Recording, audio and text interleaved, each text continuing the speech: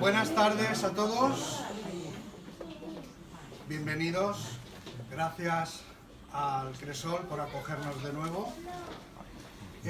Como sabéis, vamos a presentar la novela La Casa de los Sordos, editado por la editorial Chamán, que para la mayoría de vosotros la editorial es conocida, pero seguramente si no habéis hecho los deberes podáis pensar que la Chamán solo se dedica a poesía. Este año ya por fin nos ha dado la alegría de que ha puesto en marcha otra de sus colecciones. Voy a intentar acordarme. Chamán ante el fuego es poesía, Chamán en su senda es la colección de narrativa, y ha comenzado a andar esta senda este año, primero publicando el Laures de Arabia de José María Álvarez y el libro que tenemos aquí y que vamos a conocer hoy. Está con nosotros Pedro, uno de los dos editores de Chamán, junto a Ana Toboso y Lamar Herri, que no sé cómo pronunciarlo, que es el autor, y bueno, les dejo con ellos. Muchas gracias. Bueno, pues buenas tardes a todos, gracias por asistir, gracias al Cresol por la acogida, a las dos filólogas, ¿no?, que me han dicho que soy filólogas. Y bueno, pues presentamos La Casa de los Sordos, que es la segunda referencia de nuestra editorial Chamán Ediciones, que, como bien se ha dicho, hemos comenzado con la colección de narrativa, y es la segunda novela que publicamos. Nosotros conocimos a Lamar Herri. Yo le suelo decir Lamar Herri, lo castellanizo, por medio del traductor de Luis Miguel Cebrián. Es un novelista albaceteño, amigo de él, y bueno, él fue un poco el que me comentó que estaba traduciendo una novela suya, que le parecía muy interesante, sobre todo porque transcurría aquí en España. Conocimos a Lamar en Albacete antes de todo esto, y bueno, pues tuvimos la gran suerte que bueno, entre el autor y el traductor hablaron y nos propusieron el poder editarla a través de Chamán Ediciones. Esta novela se publica en el año 2005 en Estados Unidos, y bueno, pues ha coincidido que ha aparecido en España otra novela que tiene mucho que ver con La Casa de los Sordos, que es Patria, de Fernando Aramburu. Curiosamente, Lamar lo escribió en 2005, es decir, mucho tiempo antes, y bueno, pues su novela es un trasunto, podríamos decir, de amor entre padre e hijas, con un trasfondo donde aparece el mundo de ETA, puesto que una de sus hijas del protagonista fallece por un atentado de ETA. Y bueno, pues cuando la leímos Ana y yo, lo primero que pensamos y lo primero que le dijimos a Lamar era que nos parecía una novela con un personaje muy existencialista, al estilo de las novelas de Camus o de Sartre, ¿no? Un hombre en busca de respuestas, un hombre que viene a España desde Estados Unidos sin conocer y sin apenas entender qué es eso de ETA, qué es el nacionalismo vasco, ¿no? Es algo ajeno totalmente a él, con lo cual en la novela de Lamar encontramos la mirada de un extranjero que mira ese problema que hemos tenido en España durante muchos años, y que de alguna manera creemos que es la primera novela de un autor extranjero que trata el tema de ETA, ¿no? Aunque es un trasfondo realmente, ¿no?, porque ETA está, ¿no?, y ese mundo del terrorismo está, pero la novela tiene un empaque mayor, ¿no? Los personajes, por ejemplo, que aparecen son personajes muy arraigados entre ellos como familiares que son, ¿no? Y sobre todo es el duelo y la pérdida, ¿no? El tema, podríamos decir, central, ¿no?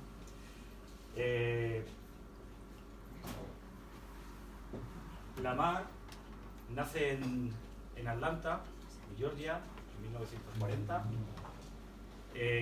Tiene escritas 7 novelas en Estados Unidos, una de ellas publicada aquí en España. Los títulos, lo tengo que mirar porque en inglés es un poco...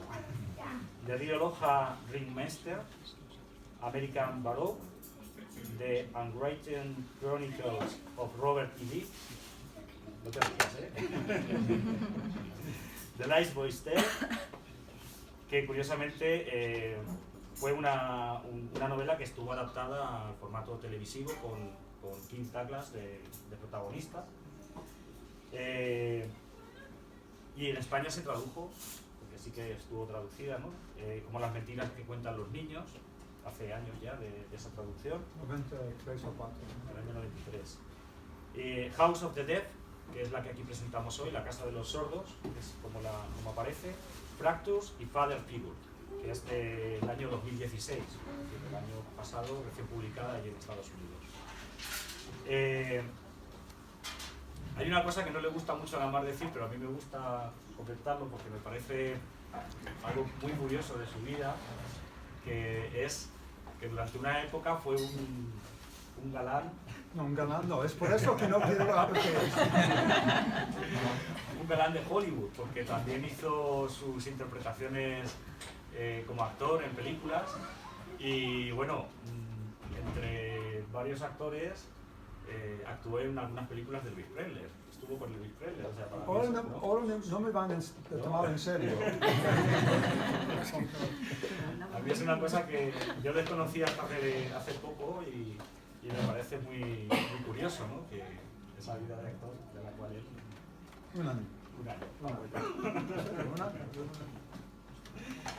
Y bueno, pues yo tenía aquí una especie de sinopsis de lo que es la novela y bueno, también mencionar, que no lo he dicho, que la Mar tiene mucho vínculo con España, puesto que su esposa se llama Amparo, es valenciana, por eso tiene tanta vinculación con Valencia y con España.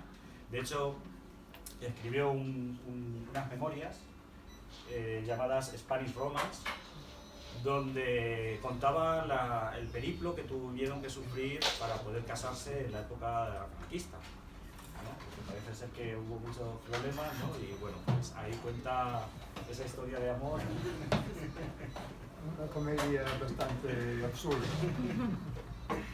Y bueno, pues Amparo está en Estados Unidos y bueno, la Mar está aquí en España por la presentación de los libros. Hemos hecho un pequeño recorrido por Madrid, Valencia, Albacete ayer y Alicante. Y bueno, él pasa el tiempo en Estados Unidos, en Ítaca y en Valencia, que también suelen venir bastante.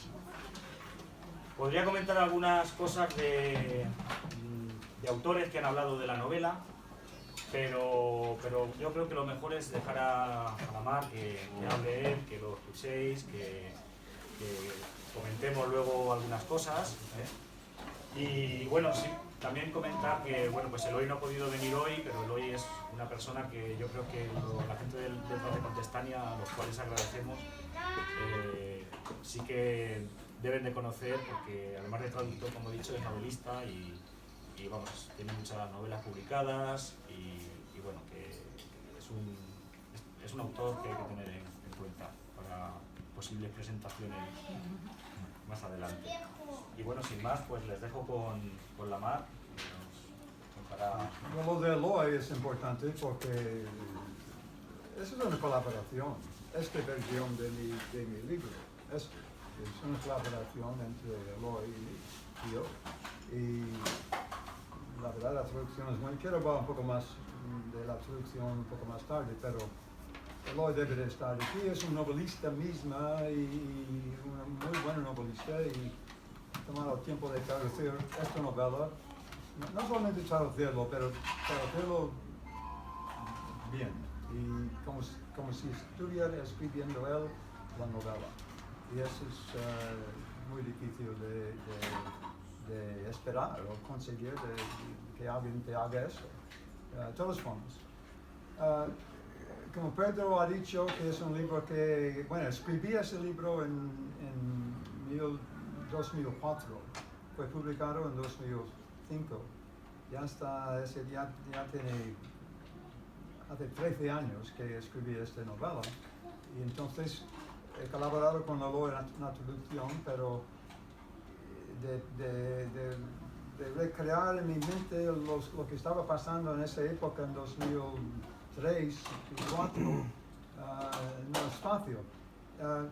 Lo que he hecho es he escrito algunas palabras sobre el origen de la novela y mis intenciones en escribirlo en castellano, bien corregido. Y yo creo que la mejor cosa que puedo hacer es leer, es 2 páginas, son 2 páginas. Leer esos comentarios que he hecho yo, y entonces hablar un poco sobre alguna cosa allí, y entonces si tenéis preguntas podéis preguntar. Eso habla un poco también de unas experiencias que he tenido yo en España.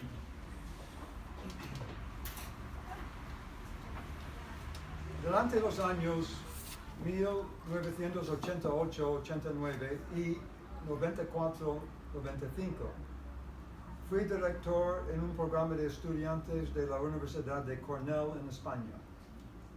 El primer mes lo pasábamos en Madrid, y el resto del año escolar en Sevilla. En 88, mientras estuvimos en Madrid, los estudiantes fueron alojados en un colegio mayor cerca del Parque Santander, alrededor del cual algunos estudiantes hacían footing, al igual que yo. Años más tarde me enteré que un hombre, un norteamericano de mediana edad, haciendo footing en ese mismo parque, murió cuando un coche bomba de ETA estalló cerca de un cuartel de la Guardia Civil. Recuerdo que cuando oí esas noticias me pregunté cómo habría reaccionado yo como director de un programa de estudiantes si uno de ellos hubiera muerto como una víctima inocente de un acto de terrorismo. ETA siempre decía que los cuarteles de la Guardia Civil eran legítimos objetivos militares, pero los coches bombas matan a transeúntes que no tienen nada que ver con la Guardia Civil o incluso con el Estado español. Quería escribir una novela sobre el terrorismo, quizás desafortunadamente el fenómeno que mejor define nuestra época. Los novelistas suelen escribir sobre lo que conocen o han experimentado. Y tras lo dicho arriba, en cierta manera yo podría decir que conocía a ETA de primera mano. Por lo demás, cuando estaba enseñando en un colegio cerca de Barcelona, en 1970 y 71, se celebraron los juicios de Burgos. Años después, en 87, una bomba en el Hipercor en Barcelona mató a muchísima gente, un masacre.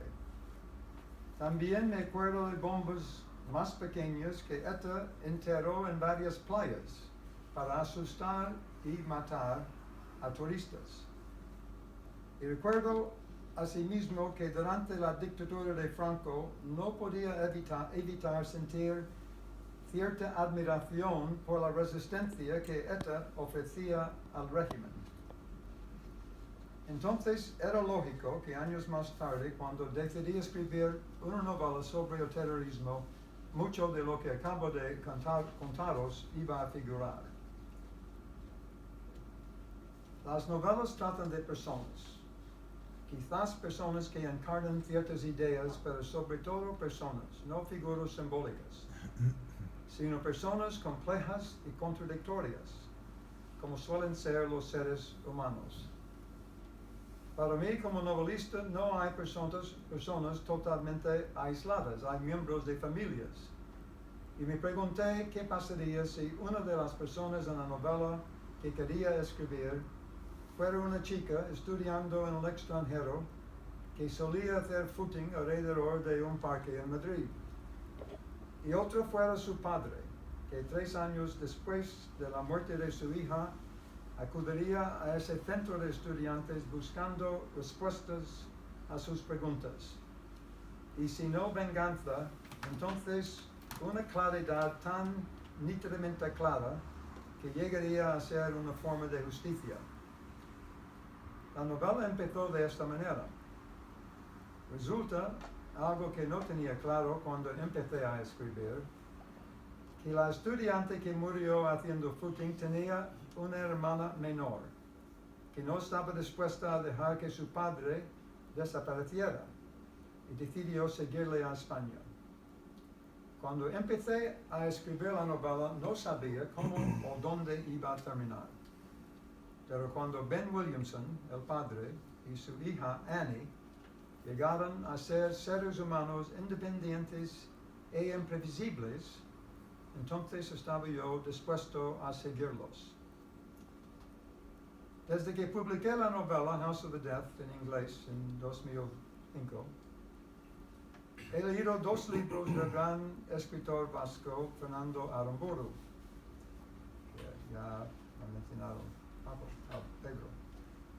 Un libro de cuentos, Los peces de la amargura, y la novela Patria. En mi opinión son los dos de una gran calidad literaria, dando la impresión de haber examinado, literariamente, claro, el problema vasco y el conflicto entre los independistas y el Estado español desde todos los puntos de vista posibles, y muy humanamente. Desde todos los puntos de vista, menos uno quizás. Actos de terrorismo, aunque sea un coche bomba aparcado y destinado a volar un cuartel de la Guardia Civil en Madrid, pueden traspasar fronteras. Y cuando eso ocurre, implica al mundo entero. No hay víctimas inocentes, hay inocentes asesinados. No hay gente que se encuentra en un sitio equivocado en un momento inoportuno. Hay gente muy inocente que muere aunque no tenga nada que ver con el País Vasco y el Estado español. Y cuando eso ocurre, el mundo de afuera entra al País Vasco. Y esa gente de afuera también tiene derecho de ser escuchados. El País Vasco, en el sueño de Sabino Arana, un paraíso de una sangre pura, se convierte en un país de una sangre turbulentemente mezclada. Gente nueva ha entrado, forasteros, extranjeros, y esa gente también quiere que sus historias se cuenten. Es decir, hay que añadir un punto de vista más a los que Fernando Aramburu ha manejado tan magistralmente en esa historia de vascos y sus compatriotas españoles. Me refiero al punto de vista del extranjero que irónicamente, a raíz de los mismos actos de terrorismo que le han marcado, ha llegado a ser un visitante ineludible.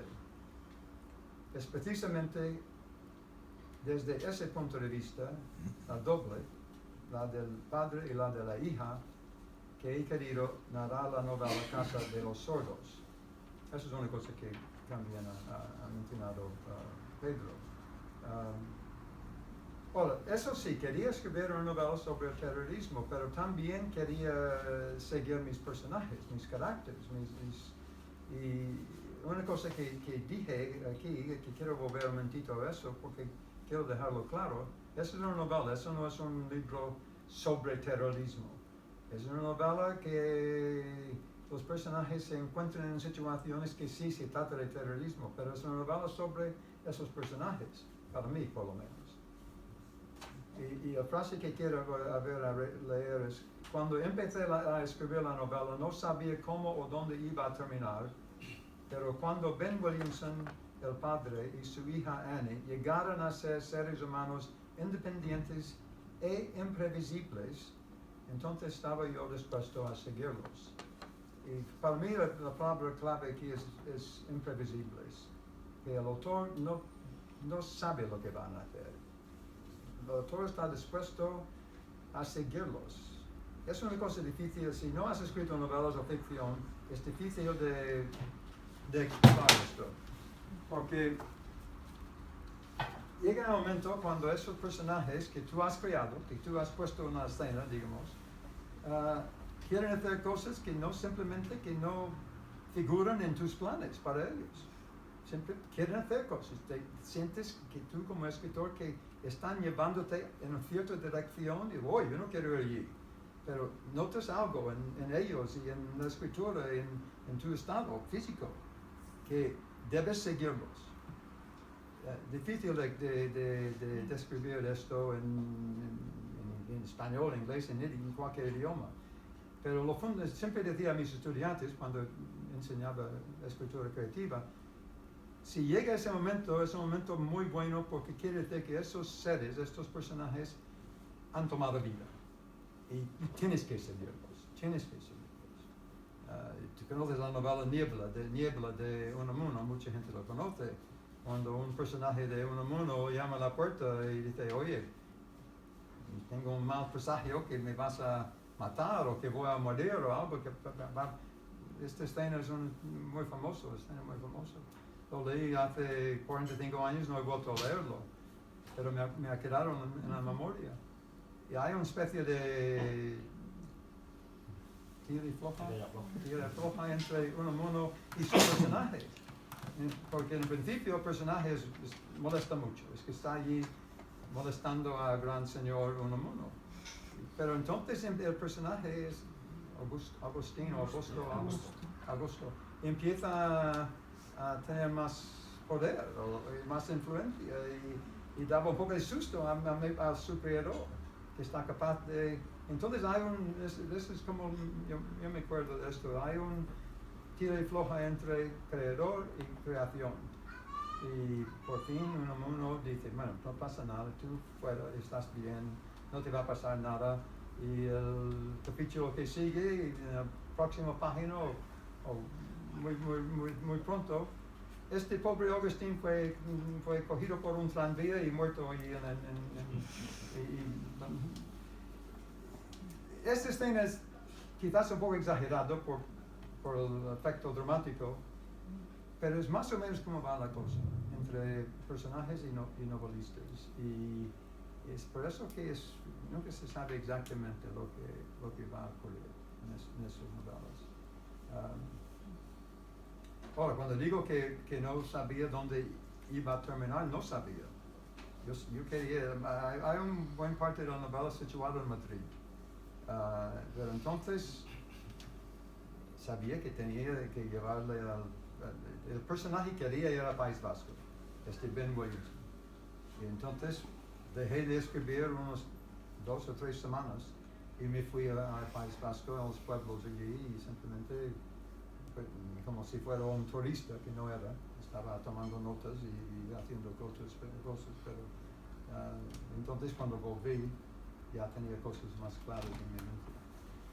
Pero sobre todo es una novela, como Pedro ha dicho, sobre sus personajes, esos miembros de familia, que por razones que no tienen nada que ver con ellos, se encuentran en el País Vasco con ese drama encima de ellos. Bueno, es esto. Ahora, la traducción es una cosa que en esta novela no es el estilo, mi estilo normal, no he escrito mi estilo normal, que suele ser un poco más fluido, un poquito más barroco. Bueno, he escrito una novela que se llama American Baroque, que es muy barroco, pero un poco más influido por el español quizás. Pero en esta novela yo quería utilizar frases más cortos, un ritmo más fuerte en algunas frases, aristas en las frases, cosas muy difíciles de traducir, todo eso para que el lector podía entender el estado de mente de los personajes, que había la agitación de los personajes, de Ben Williamson y su hija Annie y otros también. Y para traducir esto, para captar esto en español, no ha sido fácil. Y el pobre Eloy, que ha trabajado mucho en eso, y en mi opinión lo ha captado maravillosamente. Lo que quería hacer es leer un párrafo de la novela en inglés, y entonces Pedro va a leer el mismo párrafo en castellano, y de esa manera puedes oír la traducción, espero que podéis oír cómo Eloy ha captado los ritmos, el peso de las palabras, las aristas y todas esas cosas que estoy intentando describir. Ese es un párrafo hacia el final, cuando el protagonista Ben Williamson compra un cuchillo. Ya está en el País Vasco. English. The salesman was another young man, but of the round-faced type, with eyes so blue they shimmered. He was very friendly. The knife was for deep sea fishing, he explained. It was for reaching under the water and cutting through particularly stubborn obstructions. The little serrated section allowed you to grate. The blade was flat on the top edge and curved like a cutlass on the bottom. It was as bright as the young man's eyes and shone like a mirror. To prove it, the clerk held the blade up to the customer's face, and it was so. His customer saw himself. The knife came with a sheath, also bright, of a deep-sea blue, which featured a safety latch. The young man demonstrated how you inserted the knife into the sheath with a locking click and how you released it by pushing a button. The knife made a little leap then into the hand, perfectly balanced. The grooves fit the fingers. He gave it to his customer to get the feel of it. And all that the salesman had said about it was true. It was balanced, it fit, and it shone. Ben tested the blade against his thumb. It was sharp. He placed the blade's point against the tip of his index finger, and with the slightest pressure, he would have drawn blood. This is the English. Ahora es lo que acabo de leer. El dependiente era un hombre joven, pero del tipo carirredondo, con hojas tan azules que centelleaban. Muy amable. Le explicó que el cuchillo era para practicar la pesca submarina. Se usaba durante las inmersiones para cortar obstáculos particularmente testarudos. La pequeña sección de sierra permitía rascar. La hoja era lisa en la parte superior y curvada para un alfanje en el inferior. Era tan reluciente como los ojos de aquel muchacho y brillaba como un espejo. Para demostrarlo, el dependiente la sostuvo ante la cara de su cliente y era verdad. Su cliente se vio reflejado en ella. El cuchillo se vendía con su vaina, también brillante, de color azul oscuro, que incluía un pasador de seguridad. El joven le demostró cómo se insertaba el cuchillo en la vaina con un clic que lo dejaba encajado y cómo se sacaba pulsando un botón. El cuchillo daba un pequeño salto hasta la mano, donde quedaba perfectamente equilibrado. Las muescas del mango se ajustaban a los dedos. Se lo entregó al cliente para que lo comprobara, y todo lo que había dicho el vendedor era cierto. Estaba equilibrado, se ajustaba, relucía. Ben comprobó la hoja con la yema del pulgar. Estaba muy afilada. Tocó la punta con el extremo del dedo índice y vio que la menor presión haría brotar sangre. Bueno, vamos a dejarlo allí. Si tenéis preguntas o... Yo tengo que decir una cosa, y que es un elogio para Eloy como traductor, que son mensajes, bueno, gente en alguna de las presentaciones que hemos hecho y algunos mensajes que nos han llegado al correo de la página, que han coincidido en una cosa, y es que no parece una traducción, sino que parece que es una novela que está escrita por un castellano parlante. Yo creo que para un traductor eso es el mayor elogio que pueden hacer, ¿no? Porque muchas veces se peca, ¿no?, de utilizar palabras demasiado rebuscadas o no llegar a cumplir con esa misión. Y sí que es verdad que cuando se lo hemos comentado a Eloy, a ti te lo dijeron también en alguna ocasión Eugenio, ¿no? Creo que es porque te dijo. No, el celiaco, o celiaco. marrón, me lo digo. Y algún correo que nos llegó, y vamos, se lo decíamos a Luis, se lo pasábamos, porque claro, todas esas cosas siempre, claro, dan mucho gusto, ¿no? Y vamos, la traducción sí que ha tenido una buena aceptación. Esas son cosas de, bueno, que son importantes para mí, porque cuando leo en castellano oigo lo que, las mismas tensiones, la misma especie de agitación y tensión sobre todo. Y yo creo que solamente un novelista podría conseguir eso. Puedes tener un traductor muy fiel, pero tienes que tener esta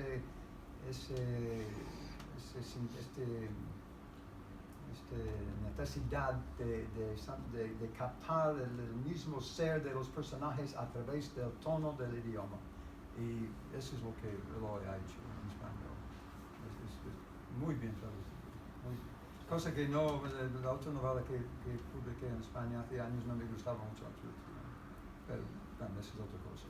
Y una cosa que me hacía mucha gracia, que alguien me comentó hace poco, que la novela de Fernando Aramburu, que yo creo que que es una novela bastante recomendable, pero en un momento dado, ¿no? Aparecía la figura de un etarra, ¿no? y decía, los van a seguir los cuerpos y seguridades del Estado. Y decía el que me lo comentaba, dice, ¿qué etarra dice en un momento dado que le van a seguir los cuerpos y seguridades del Estado, ¿no?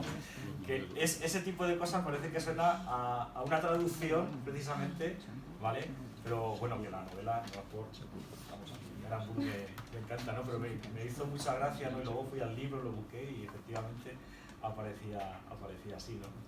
Además en un momento de salida rápida, ¿no? Y era curioso. Una pregunta.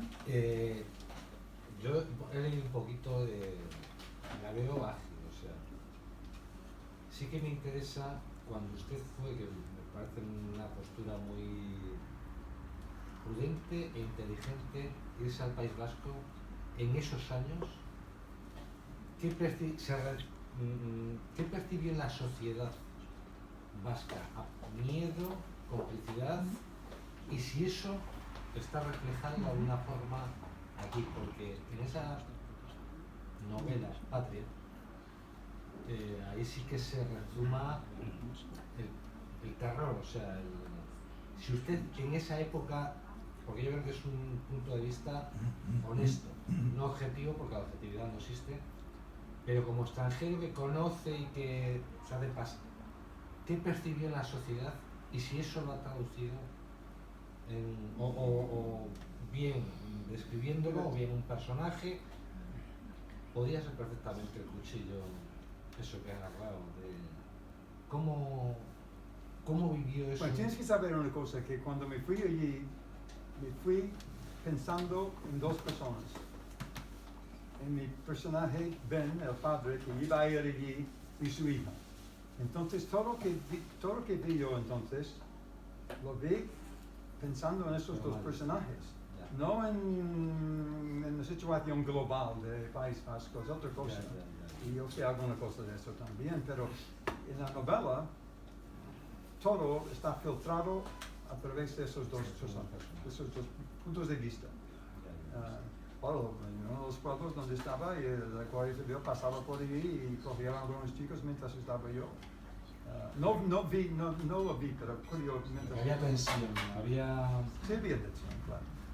Y paré en varios de estos, ¿cómo se llaman esos bares de sí, estaba en varios de ellos, y hablando con alguna gente. Y hay una escena en la novela sobre eso también. Allí la cosa estaba muy tensa. Muy tensa, sí. Y aparte es curioso, estamos en abril, ¿no? Por poco ya. Hace 2 meses. Hace 2 meses presentamos el libro de un autor de Pamplona, de Alfredo Rodríguez, un libro de poesía, y es muy curioso porque Pamplona está totalmente dividida. O sea, yo sabía que Pamplona tenía la división norte-sur, ¿no?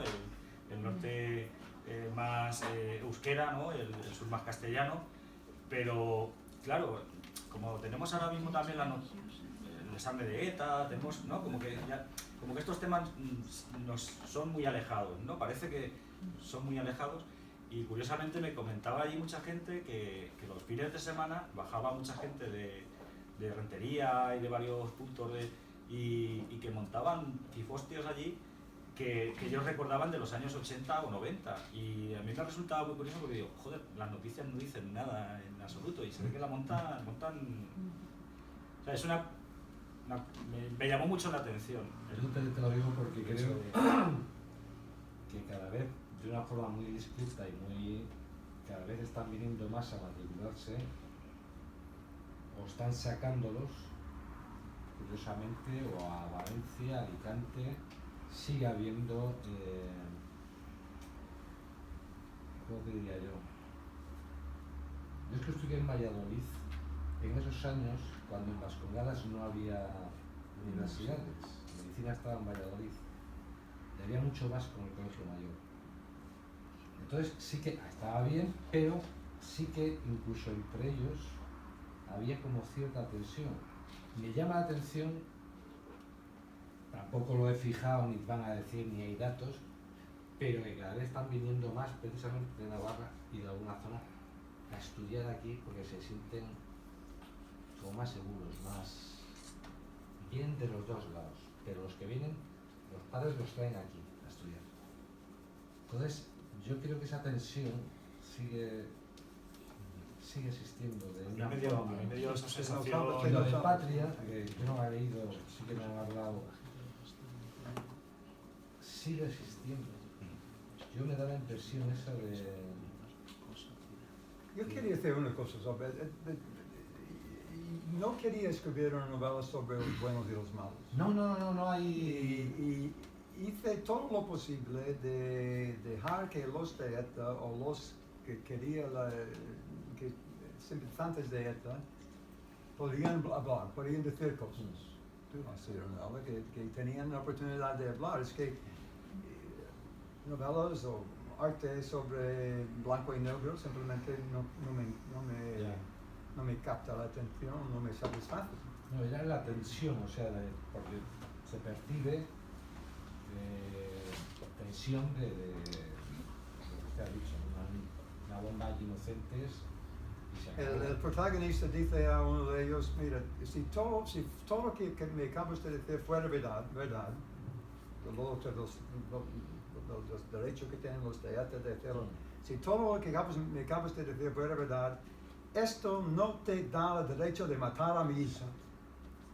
Puedes hacer lo que quieres, no puedes matar a mi hija. Y esa es la cosa de lo del cuando el extranjero se mete en todo esto también. Y el personaje no tiene respuesta a eso. Tu hija estaba en un sitio desafortunado, pero... Sí, el personaje lo que hace es hablar un poco de más allá de las ideas, ¿no? Del factor humano y dejar al lado lo que son las ideas, ¿no? Lo que siempre sabemos de matar por ideas, ¿no? El gran error, ¿no? De justificar lo que... Efectivamente. Entonces, eso lo deja muy... al final de la novela, ¿no? Prácticamente. Hasta ahí podemos leer, ¿no? Que si no, Aramburu en esta novela Patria me parece que hay como cosa que decía en esas palabras que había escrito. Yo creo que ha tocado casi todos los puntos de vista en ese conflicto. Claramente está contra ETA, claramente. Más que contra ETA, contra una sociedad. Bueno, que ha creado este problema, sí. Pero no lo hace en plan de esos son los malos, esos son los no hace juicios de valor.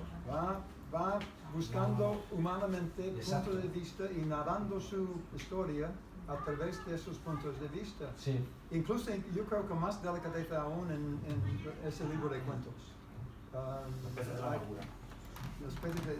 Hay delicadeza ahí, de verdad, que eso es como me acuerdo yo. Los leí hace 5 años o más quizás, pero son 2 libros que os espero recomendar si no has leído. Puede que todo el mundo ha leído Patria, pero vale la pena. Pero técnicamente, como ha manejado el punto de vista, mirando y narrando todo este suceso de Es casi eso más es un estudio interesante. antropológico de...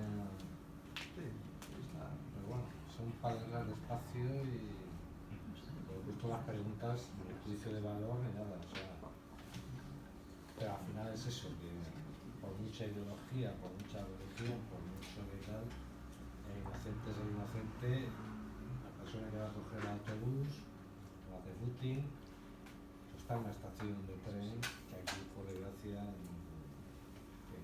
es injustificable. Pero es que el tema de terrorismo es tan llamativo y tan explosivo y todo eso que el gran problema para mí, para yo creo que todo el mundo que lo toca, es cómo se escribe una novela sobre seres humanos que no están, el tema mismo no domina todo, que hay que buscar una manera de dejar respirar y vivir a esos seres humanos. Y que no lleguen a ser ellos mismos víctimas del tema del terrorismo en una novela de arte, en una literatura. Es lo que estamos intentando hacer. Eso no es... Pero hay que tratar es que lástimamente es que es el fenómeno de nuestra época, ¿no? Sí. ¿Y cómo se puede eludir eso? No se puede. Por fin ya tienes que escribir. Y eso es lo que sabía yo un poco de ETA por tantos años que he estado yo en España y bueno, observando. Bueno, ya está. Sí, y además también de los personajes, al margen ya también de lo que es el terrorismo y lo que se trae, es la fuerza que tienen los personajes que aparecen, la hija que todavía vive y el padre, ¿no? Es esa búsqueda de amor padre-hija, de pérdida, de duelo, que se ve muy... O sea, a mí el estudio que hay de los personajes me parece fundamental, pero al margen de ese trasfondo, ¿no? de ETA y tal, a mí me llama mucho la atención, ¿no? el juego que hay con esos personajes, que me parece que es muy... vamos, que es digno de una buena novela. Y sobre todo ese duelo y esa búsqueda de preguntas, esa hija que no quiere perder al padre, ese padre que está perdido, porque realmente a mí me da la sensación de que el padre, además de buscar esas respuestas al fallecimiento de su hija, realmente está perdido. O sea, cuando viene aquí a España es una persona que le ha afectado tanto, ¿no? Es un shock en la vida de una persona que ocurra ese tipo de cosas, que realmente está como perdido, ¿no? Que por eso es un asunto muy existencialista, un personaje muy existencialista, ¿no? Porque también un hombre con una edad ya avanzada, ¿no? Que es cuando una persona quizá pueda estar más lleno, más pleno, ¿no? Y más conociendo lo que es la vida, ¿no? Y sin embargo está totalmente perdido, ¿no? Es como que no entiende el mundo, ¿no? Y a mí es una de las cosas que más me gustaron también de la novela. Es una novela bastante oscuro. El título viene de Goya, de la Quinta del Sordo, la Quinta del Sordo. Y hay unas páginas dedicadas en el libro dedicado a un cuadro que pintó él allí en la Quinta del Sordo, es el duelo de garatazos.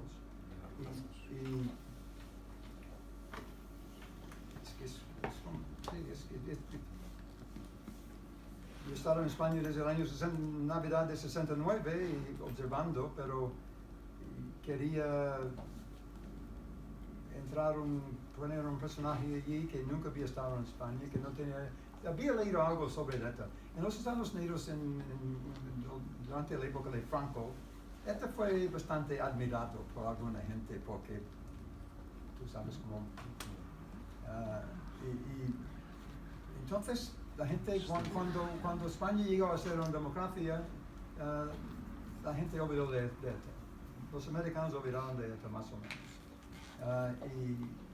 Y yo me acuerdo como profesor, tuvimos esos programas aquí en España, varios padres me llamaron sobre los años. oye, ¿puedo mandar a mi hija a España? ¿Puedo mandar a mi hija a España? Sí, sí. ¿Lo de ETA qué? Mira, lo de ETA créeme que es una cosa tan aislada que no, pero yo no estaba nunca tan seguro, pero lo que estoy diciendo es que ETA tenía una prensa bastante, no tan mala bajo Franco, pero una vez que España llegó a ser una democracia, pues entonces la gente, los americanos empezaron a darse cuenta que la cosa fue otra cosa. Cuando empezó también la división entre la propia ETA, ¿no? La ETA política y la ETA militar, ¿no? Y que marcó precisamente fue marcado por la democracia, al fin y al cabo. Se dice, seguramente que no es tan simple, pero que ETA más o menos nació cuando Eisenhower vino aquí y reconoció a Franco y abrió todo aquello. Entonces siempre estaban, yo hablaba con varios españoles esperando que los británicos o los americanos quita el último dictador fascista y no lo hicieron. Les convenía tener Franco aquí y como un defensa contra el comunismo y todo eso. No sé, hablo un poco de esto en la novela, de cierto punto de vista, pero no. Bueno, nada, ¿otras preguntas? ¿El papel de la hija que queda va más hacia el padre que hacia la hermana? Más hacia... Más la relación hacia el padre que al recuerdo de la hermana perdida. Bueno, la cosa con esta hija es que tuvo una relación bastante mala con su hermana. Su hermana, su hermana mayor, y la trataba bastante mal. Y entonces, de repente, murió esa hermana. Y su madre dijo, mira, tú tienes que buscar una manera de por fin querer a tu hermana muerta. Pero esa hermana muerta nunca trató bien a esa chica. Pero entonces, ¿me entiendes? Es que ella tenía el problema de buscar una manera de amar de querer a su hermana, que nunca la quería a ella, o no lo demostraba. Y entonces... Como dice de que ella lo que no quiere perder a su padre, que la muerte de la hermana le haga perder el sentido de la vida del padre, es la relación que yo quería saber si es más hacia ese cariño de su padre que hacia el recuerdo de la hermana. Más hacia el padre, pero cuando lo lees, esas cosas que tú tienes que decidir por tu propia cuenta, ¿no? Gracias. Es como no sabía, de verdad, cuando te digo que los novelistas van ciegamente, no sabía todo eso cuando empecé a escribir. Pero eso es como iba desarrollando y yo creo que la relación de su padre más que su hermano. Su madre también, que es una figura bastante fuerte, breve, pero fuerte. No sé. A mí la sensación que me daba era que la que había fallecido realmente era una borde. Sinceramente. Que era un poco borde, porque no se llevaba... O sea, realmente la relación con el padre no era buena y con la hermana tampoco, ¿no? Yo creo que la hermana que vive lo que realmente tiene es el miedo de perder al padre y sobre todo un poco ganas de hacerse notar y decir, oye, que tienes una hija aquí, ¿no? Y es esa lucha, ¿no? Pero la que a mí me da la sensación que es un poco borde. Vamos, no. Sí, mala, que es mala, que es un poco... Claro que es poco mala. Claro, Todos somos un poco malos. sí, no, claro. Pero la que muere. Oh, la que muere. Claro. Ahí era bastante insoportable. Sí, es insoportable, ¿no? Pero eso tampoco le daría a la ETA el derecho de matarla. No, claro. Evidentemente no. Bueno. Bordes hay muchos, a ver los hilos. Por lo que describís es más una historia, o sea, es una historia más, digamos, familiar, más de intrahistoria de lo que ocurre dentro de una familia afectada por un suceso traumático que no una novela, digamos, más panorámica sobre el terrorismo. ¿Crees que ¿crees que, por ejemplo, esta novela funcionaría igual sin ese tema de terrorismo de fondo, si la muerte traumática hubiera sido, yo qué sé, cualquier otro Bueno, tipo? sí, no, pero porque sí, los personajes tendrían, si la hija muere en un accidente o algo así. Pero el padre, como Pedro ha dicho, este es un hombre ha heredado bastante dinero y no tenía que hacer nada y está buscando una razón de existir y de cierta manera ese búsqueda buscando la razón de lo que ha pasado a su hija le da una razón de existir o la existencia misma. Quizás eso es lo que está diciendo sobre Sartre, como que leí mucho cuando era joven. Sí, pero quiero escribir sobre personajes en una familia y todo eso, y el trasfondo sí era el terrorismo, pero no, yo espero que no es lo que domina la novela. Si domina la novela, entonces yo creo que la novela es un fracaso, a cierta manera, a cierta medida, es un fracaso. Sí, Para mí.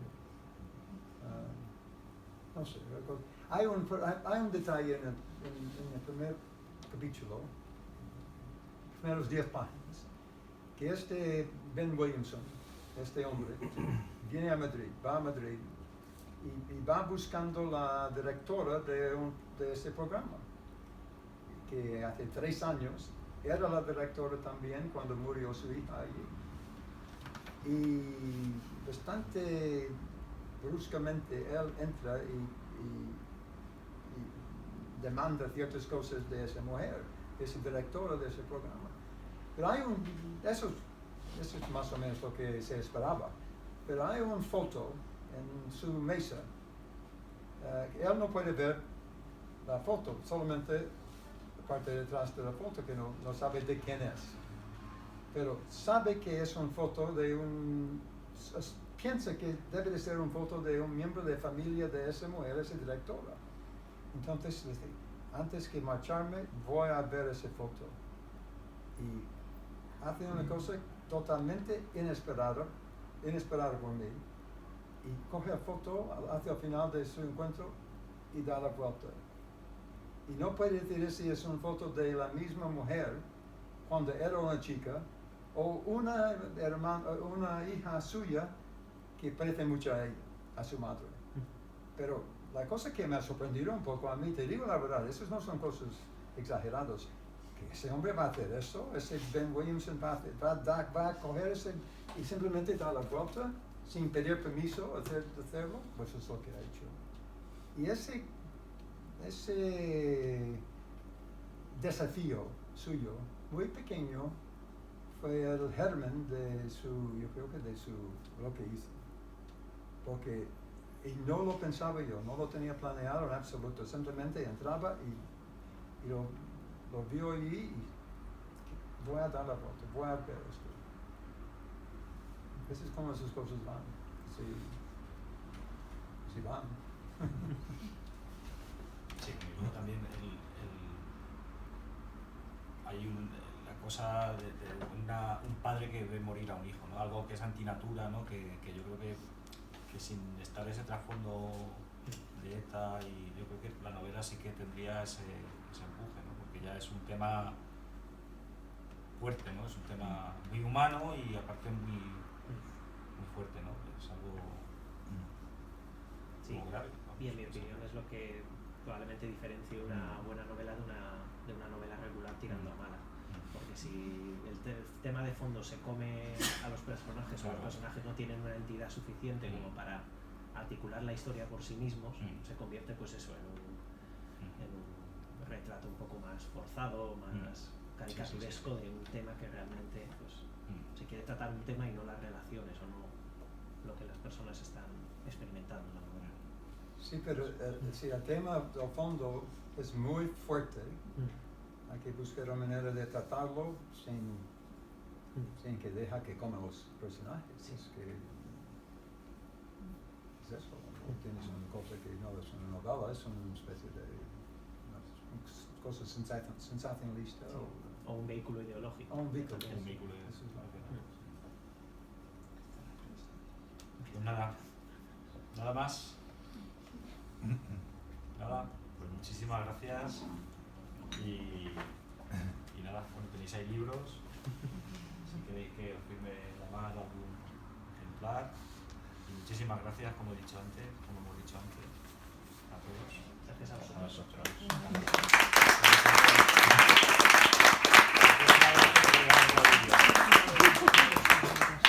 Yo tenía ganas de volver a Alicante porque hace 25 años conocía la ciudad bastante bien y ese es el día que me ha tocado. Estaba andando por allí con el paraguas.